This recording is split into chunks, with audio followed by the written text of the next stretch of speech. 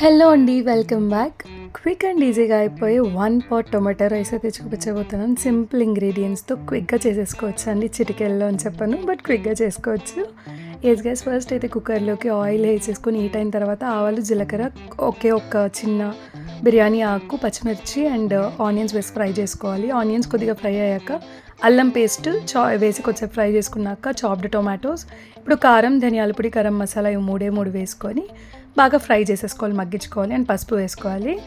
తర్వాత నేను 1 గ్లాస్ రైస్కి 1.5 గ్లాస్ ఆర్ 1.25 గ్లాస్ వాటర్ అయితే యాడ్ చేసుకొని కొద్దిగా సాల్ట్ అడ్జస్ట్ చేసేసుకొని కడిగి పెట్టుకున్న రైస్ వేసుకొని 2 విజిల్స్ ఇచ్చేసుకుంటే మషీగా మన quick and easy tomato rice అయితే రెడీ అండి. ఏ మసాలా అంటే గ్రైండ్ చేసుకోకుండా ఈజీగా అయిపోతుంది. టేస్ట్ అయితే చాలా బాగుంటుందండి, క్విక్ అండ్ ఈజీగా.